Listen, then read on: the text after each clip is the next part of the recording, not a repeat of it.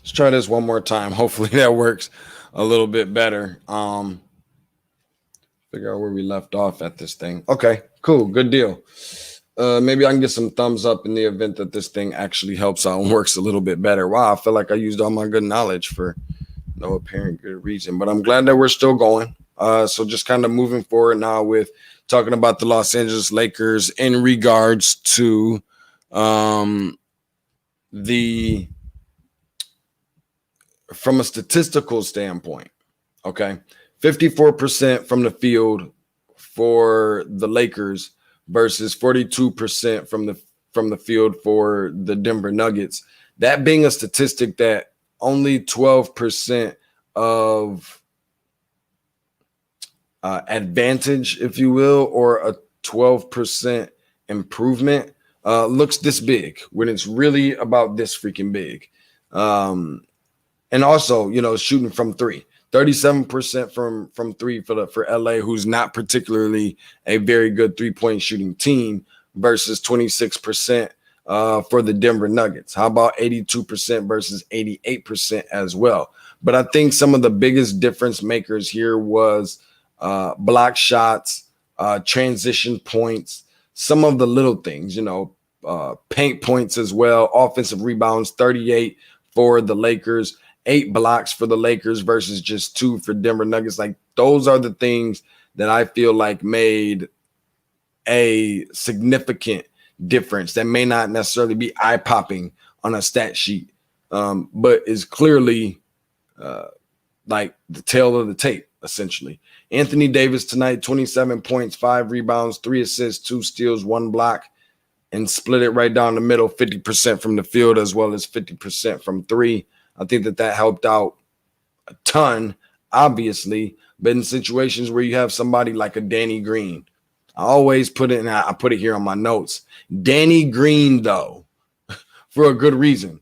Maybe the best game that he's had all series, 11 points, 3 for 7 from the field, 2 for 4 from 3.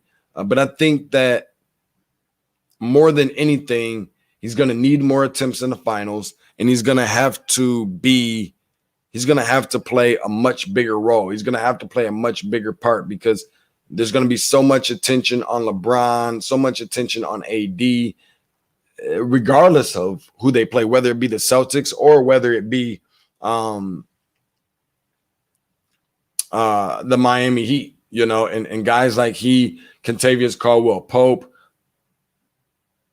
Alex Caruso. They've got guys on this team that can shoot, whether they're actually shooters or not, but you do have certain guys that are labeled as that. Danny Green is one of them, but has not really stepped up to the plate. Kentavious Caldwell-Pope has played much better recently, but I don't get the feeling that any of us is going to be willing to put a whole lot of stock into Danny Green going or to KCP going forward from a consistency standpoint. For that matter, even Danny Green, who's arguably or inarguably the best pure shooter on this team. The Lakers average, and this within itself, I think, kind of tells you a little bit more than anything. 18 plus points on second chance points is what they average. And I think that is a margin for them as well. And so when you're playing up against them, they're always going to do the little things. They're always going to out hustle. They're always going to put a little bit more emphasis on creating different opportunities for themselves so that they can outweigh the opposition. And to me, that's IQ. That's smart basketball. And I don't know who all that credit goes to. I would imagine much of it to LeBron, who's kind of like coaching these guys in a roundabout way. But you got to give some credit to the coach in Frank Vogel as well, because if people don't really believe in your system, if people don't really believe in your way of your style, then people aren't going to buy in. And in order to get second chance opportunities from guys, you have to be putting yourself in a position to where you're going to be buying into someone's system. So whether they're buying into LeBron's system, whether they're buying into Frank Vogel's system, or a combination of both, it seems to be working out pretty doggone well for them. How about a guy like Dwight Howard, who's been showing nothing less than just aggressive play, fantastic energy, athleticism, his experience. He's being assertive. In some cases, he's kind of looking like the vintage version of Dwight Howard back in his Orlando days. 9 points, 9 rebounds for him, 2 blocks. However, my issue with him is as of something different. Like, are you a fan of his antics? Be sure to follow along on social media, all social media platforms, specifically as Tate's Take Sports, Tates Hoops, not sports. Tate's Take Hoops, Tates Takehoops, and you know that that's where basketball lives. Where do you see Dwight Howard and his antics? How do you view that? Some people not really in love with it. And while I don't think that that's necessarily him, it seems kind of uncharacteristic with some of the things he was doing, trying to play bully ball a little bit and things like that. I actually do think that it helped in some ways. While it didn't take Nikola Jokic all the way out of his game, it was an extra body. It was irritating. It was like a gnat that just constantly kept flying around your head and you're just swatting at it. He was a pest. And also helped out a lot on both sides of the basketball where your expectations of him were really only on the defensive end. So I think that that's kind of definitely something else that you have to credit him for sure. Maybe the biggest surprise for this series, and maybe even for the Lakers in general in the course of the bubble ever since he returned, has been Rajon Rondo. Like, I get the feel, just the feel, and maybe I might be speaking a little bit too early, but like a legit jump shot now. Like, I feel good. Like, I feel like his confidence is different. I feel like that you have to step out on him now. Like, you can't just be running out at him anymore. Like, that can't work. That won't happen. I think it's an even bigger slap in the face when that's happening in KCP and Danny Green is not shooting very well from the perimeter, but that's a whole nother conversation. But the fact that Rajon Rondo's jump shot is respectable. You can't just dare him to shoot anymore. While he only had 8 points and 4 assists tonight, I just really feel like he's been a huge piece of the reason for why this team has been successful, the contribution that he's been able to bring to the team, the production, and just the experience and being whatever they want him to be. The fact that LeBron is a guy who came into on this team and in this situation, and then you have an inconsistent Rajon Rondo because of injuries and different things. LeBron is the primary ball handler at that point for this team. For him to put that trust into a guy like Rajon Rondo, he feels comfortable with. Rondo's clearly doing something like right, you know, and so Rondo is one of my favorite players right now. He's gonna go into. And I'm just trying to be careful with it. I think he's going to be my favorite player going into this next series. Like, he's proved it to me. He's shown that. My eyes are on him probably more than anybody else on this entire series going forward. Where we did see a plethora of different lead changes and ties for this game. You definitely have a situation where the Lakers pretty much made sure that it was lopsided in the paint. Maybe not as much second chance points, but transition points for sure certainly helped them out a whole lot. And there was some cherry picking I saw, and you're going to have a little bit of that from time to time.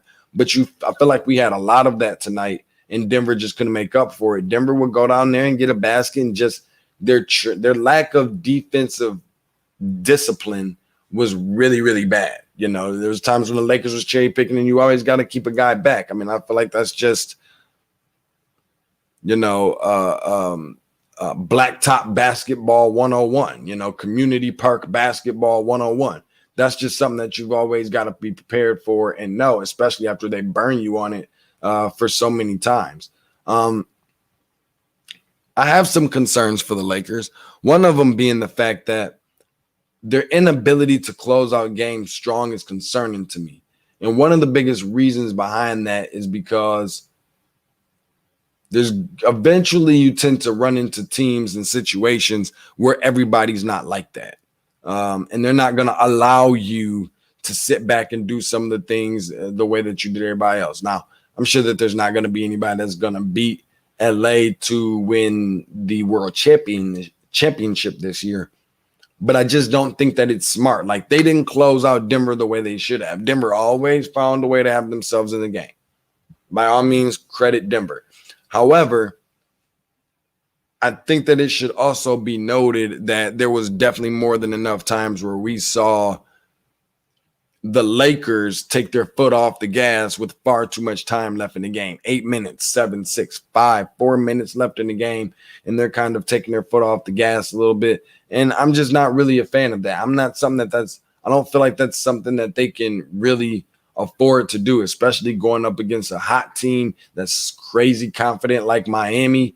And after being down 3-1, if that other team is Boston, they're going to come in with the most confidence and the fact that they're playing with house money. They don't really have a lot to lose because whomever the team is that the Lakers play up next is not going to have a whole bunch of different reasons behind, that people are going to have behind why they think that they can actually win that series. As far as LeBron, he's the second Laker to total 30 plus points, 15 plus rebounds, and 10 plus assists in a playoff game. Again, second Laker to do it, first Laker to do it, not Magic Johnson, ironically enough, but James Worthy. And I'm hearing, who was it? I think I heard on Inside Shaq say that his sources have mentioned to him that the team that they want is Miami. Look, here's the best way that I can put that, okay? For a team like the Lakers that have won every single series in this playoff in 5 games, nobody that they've played has won more than 1 game. And I think that that's really good. That being said, they want Miami in the next. They should want Miami. Miami is the team that's been playing the best brand of basketball probably since, they are played the best brand of basketball that we've seen since the continuation of the season, or not the continuation of the season, but more so in the playoffs within itself. And they're going to be riding with a lot of confidence and a lot of swag, and very well that they should be. But the Lakers should want them because of that same reason. They're playing the best, better than anybody else right now, and they look virtually unstoppable. Couldn't imagine the Lakers being an underdog at any point in this series in the event that they play the Lakers. However, I will say enough to say that if people are saying that Miami is the best or Miami can really give them a run for their money, and I think that LeBron and some of these other guys have been hearing that fairly or relatively often, then I would probably want those guys too, because that's how I want. I don't want a guy to be injured, or I don't want, Miami to lose, and then people are going to say, oh, well, the Lakers beat up on, the Celtics, whatever. Celtics only won a game, or Celtics got swept, or whatever the case may be. But had they played that red hot Miami team, that would have been a different conversation. I don't like the idea of that. Put the best 2 teams up against each other. I certainly hope that that's what I see, because these are the 2 teams that have looked the most impressive out of anybody in the playoffs. Hence another reason why more than likely that's what we're going to be seeing in the playoffs. I just hope it's not something necessarily different from that, outside of the fact that I would like to be right, because I did pick Boston to go to the NBA Finals at the beginning. LeBron James, 27 playoff triple-doubles in his career. Only Magic Johnson has more. That's 3 more. LeBron tonight, 38, 16 rebounds, 10 assists. But I want to know from the people, do you believe that their perimeter shooting is a concern? Because they don't have a ton of it. They don't have Avery Bradley. Not that he's and this goes to show how the Lakers are going to have to earn something. They're not just going to get here because, refs were cheating or they just cruised all the way there. Like, they don't have Avery Bradley, who not necessarily doesn't help them from a shooting standpoint, but on a perimeter defensive standpoint. And if people believe that Rajon Rondo's jump shot ain't really like that, which I'm not saying that it is, but if it's definitely not, that's even more reason to why you have to respect them if they win this championship. You've got guys that's riding the oak, okay, just riding the coattails and ring chasing. You've got J.R. Smith, you've got who am I thinking of? Dion Waiters. While you do have Anthony Davis, but these Contavious Caldwell-Popes and Dwight Howard, other guys that are just sprinkled in here and there, like, they have to be or should be accountable. I want to see what kind of impact these guys really have on the championship that they're about to get. But some of these guys are going to have to be playmakers and shot makers, shot takers and shot makers. And so I want to see some of these guys get in there, and they have to be much better from the perimeter on defense, because Miami plays some pretty damn good defense too, specifically on the perimeter and on the interior. So I think that that's something that's going to be really interesting to see. And of course, like I told you, I'm really concerned about the Lakers for not dominating games, not closing games out with an exclamation point and just putting that stamp on it. So that remains to be seen. I know that tomorrow, and of course, I want to hear from if Boston plays LA. Oh, if Boston plays LA, we'll take it in 6. Okay, I got you. And my dude D-Boy had a very good point outside of saying if Boston plays the Lakers, then the Lakers is going to win it in 6. This particular part I think is very interesting as well, saying that Dwight Howard will meet his match with Bam Adebayo. Bam don't play. He wanted all the smoke, but Bam, Jimmy, and the crew are thorough. Okay, fair enough. I will start Haslam if they get to the finals for physicality. Nah, I was with you, D-Boy, all the way up until you said you starting Haslam, bro. I can't do that one. I don't even think Haslam have seen the floor this season, for crying out loud. However, I will say enough to say that I think he's getting his jersey retired and hung up in the rafters, if I'm not mistaken. I feel like I heard something along those lines. But in terms of that comparison and that matchup, we know now that Dwight Howard is a starter for the Lakers now. You know what? I love it, because that's exactly who, in a roundabout way, Bam Adebayo is. I know I've heard some comments and have even thrown some things out there when I was making comparisons about the Kenneth Faried motor and the Ben Wallace defensive ability. But if you look at Bam Adebayo and you look at his build, he's a young dude. He's strong. He got those big, broad shoulders. He reminds you of a young Dwight. Like, in terms of that size and that way, he wants to throw a loop in there. Appreciate you, bro. But he reminds you of Dwight in terms of that physicality, in terms of that build, like a young Dwight Howard. And I think Dwight can show him some things a little bit. You know, I don't know if Dwight will necessarily be like all the way humbled when he meets up with Bam Adebayo. I mean, granted, you know, he's not the young Dwight that he was and whatever, what have you. But Dwight can be the dude that's like, you know what? I started the big, broad shoulders. Like, yeah, I'm probably not going to push all over you, but just because I'm an older dude, you're not just about to push over me like that. And so I'm a firm believer that while obviously Dwight Howard doesn't have the skill set, nor is a shell of what he was at one point in time, and that's all Bam Adebayo from this point. But I still see some raw characteristics in Bam's game. And obviously Dwight is an experienced player. He's an experienced vet. And so knowing Bam's limitations, a lot of them were somewhat similar to Dwight Howard when he came into the league. I mean, granted, he's a better free throw shooter than Dwight. But I think that there are some instances where, you know, it's not like Bam is a step outside, you know, 3-point shooter in modern day basketball like what we're seeing it today. And so I think in that case, I think Dwight Howard could want some smoke with Bam, and I think that he can hold his own in those regards as well. So appreciate everybody for checking it out. Of course, as far as now that we're going to conclude, I appreciate everybody for peeping it out. Of course, you know, we stream live on Facebook, stream live on the IG. Of course, appreciate everybody for checking in over that way. And of course, streaming live on YouTube as well. Remember to follow along at Tate's Take Hoops, TATESTAKEHOOPS, hashtag where basketball lives. That's on every social media platform. And remember, please don't forget that you can subscribe anywhere you find your favorite podcast: iTunes, Google Podcasts, Spotify, Red Circle, Stitcher, the whole 9. Also subscribe to YouTube as well. And I appreciate everybody for doing that and being very supportive of the Tate's Take brand and the Tate's Take movement. So until tomorrow, and just for the record, I'd like to think Miami gonna get them up out of there. I think I'm gonna take Boston. I'm gonna take Boston tomorrow. I'm gonna take them in game 6 and push it to game 7.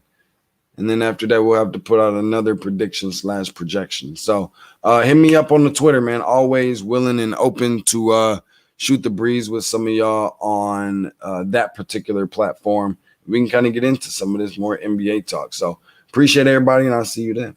That's it for the final buzzer. DeShaun Tate. Tate's Take the podcast. Subscribe.